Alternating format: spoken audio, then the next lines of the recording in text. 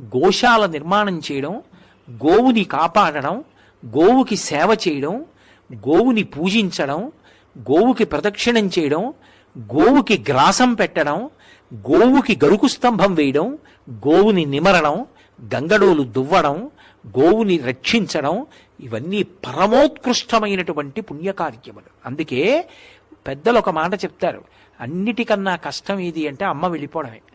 అమ్మని చూడాలి అంటే ఆవుని చూస్తే చాలు.